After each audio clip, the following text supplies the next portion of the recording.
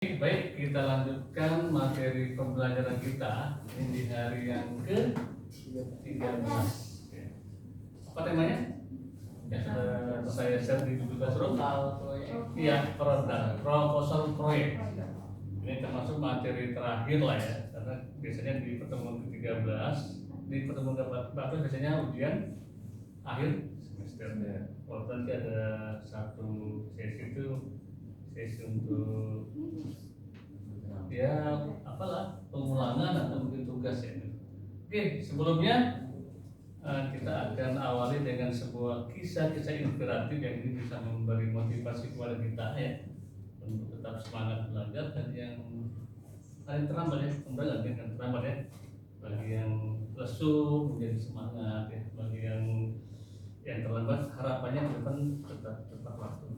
Oke, kisah ini masih tentang dunia hewan, yaitu berawal dari belajar dari kura-kura, bukan pura-pura ya.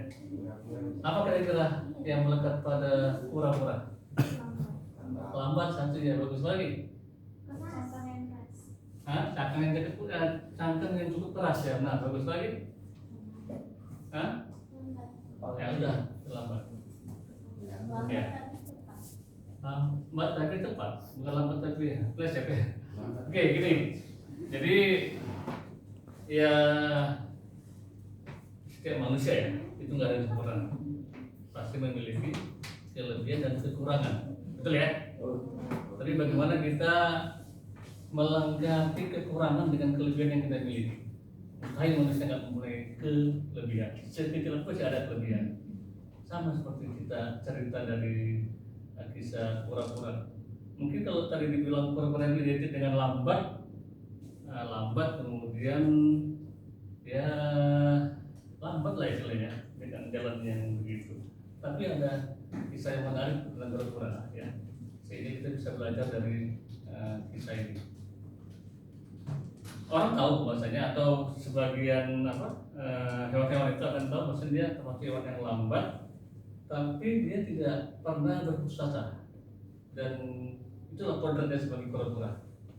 Kodratnya mungkin sebagai kemarin itu yang nyamuk ya, kemarin yang cerita yang minggu lalu, dia kecil tapi lihai ya dalam mengisap darah, tapi dia kan sombong kemarin kan. Ini kita belajar kura-kura. Jadi di suatu waktu kura-kura ini berjalan melewati sebuah jalan lah ya di tengah hutan. Tidak berapa lama dia lihat dari kejauhan seekor burung gagak yang sedang mematok-matok buah kenari yang agak keras.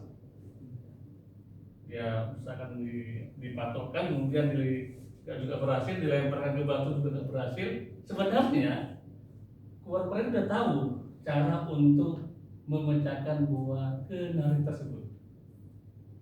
Dia tidak ambil pusing, dia lewati aja dari pergagak ini sampai langkah dari kura-kura terhenti dengan melihat setandan buah pisang yang warnanya sudah menguning dan harumnya sudah mulai terasa. Dia berusaha untuk menggapai daripada buah pisang tersebut ya. Otomatis dari kondisi yang kecil nggak bisa. Dia berusaha untuk menyorong agar jatuh juga nggak bisa. Jadi akhirnya dia berpikir gimana agar bisa mengambil buah pisang tersebut. Terikat dengan bisa burung gagak tadi yang sedang mematok-matok buah kenari.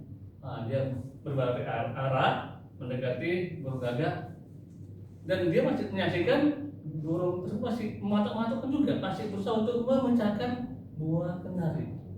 Dia tawarkan, saya bisa loh memecahkan buah kenari tersebut. Melihat kondisi fisik yang lemah yang tadi lambat itu, nggak yakin dia. Saya bisa. Tapi dengan syarat saya ingin semacam kontrak lah ya. Kalau berhasil saya memecahkan buah kenari ini, saya mohon dibantu untuk mengambilkan buah pisang di seberang jalan sana. Oke, sepakat. Namun sebelumnya ditengok dulu, tetap bisa dengan rahangnya yang kuat, dia pecahkan buah kenari tersebut.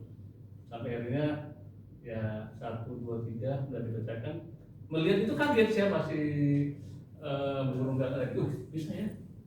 Kemudian dia mengambil pisang tadi, ya sebagai kontranya. Akhirnya singkat cerita, pisang sudah terhidangkan dan buah kenarinya sudah pecah yang dimakan oleh Gaga.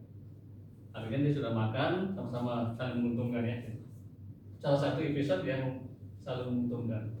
Oke, episode lainnya dia tetap menyusuri jalan yang sekarang dia mau jalan-jalan di sebuah hutan yang cukup sepi, nggak ada siapa-siapa.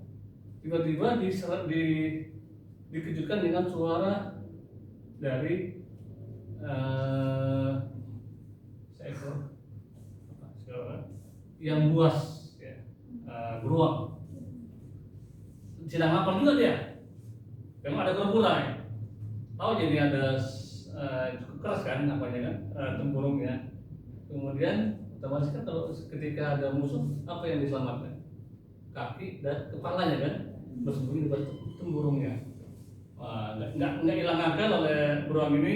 Dia berusaha untuk melemparkan, membalik-balikan, enggak juga berhasil untuk mengeluarkan kura-kura. Kayak putus asa. Ya teman-teman apa yang bisa diusahakan ya. Suatu ketika keluarlah apanya, kura-kura ini. Aku bisa keluar ketika di air katanya.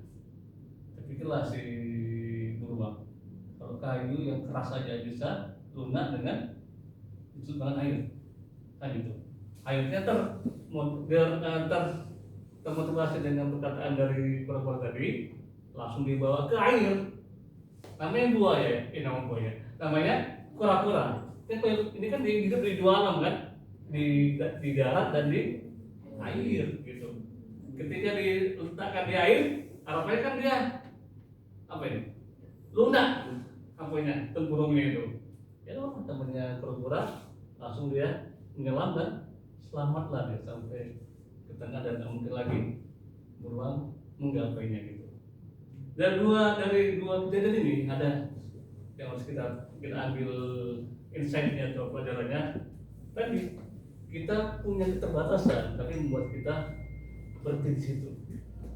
Tidak, ya kita percaya punya kelebihan, yaitu apa? Berpikir. Ini memang cerita ya, sebuah kisah. Tapi kalau manusia yang punya punya pemikiran yang maju, dia tadi pasti ada kelebihannya, pasti ada akalnya, pasti ada solusinya gitu. Karena kita jangan fokus dengan kelemahan, maka fokuslah dengan kelebihan yang kita miliki. Kadang-kadang kita kan, nggak bisa lah seperti A, dia bisa pintar, bisa cepat nangkap. Mungkin di sisi apa? Di sisi A itu dia pintar, tapi kan di sisi lain belum tentu kan gitu ya. Jangan ada orang yang mungkin pintar menghitung, pintar programmer, tapi mungkin dipaksa nggak bisa. Sisi lain, mungkin dari sisi apa? Sisi manajemennya, sisi ya akuntansinya kan gitu. Walaupun sama-sama MI kan juga ada akuntansi. Jadi nggak bisa dipaksakan dulu, kita kemampuan kita terbatas ya. Pokoknya kita fokus dengan kemampuan diri sendiri. Jangan terpuruk dengan kelemahan yang kita miliki. Kita mungkin sebagai pemotivasi kisah inspirasi kita pada hari ini, semoga bermanfaat dan terima kasih atas perhatiannya.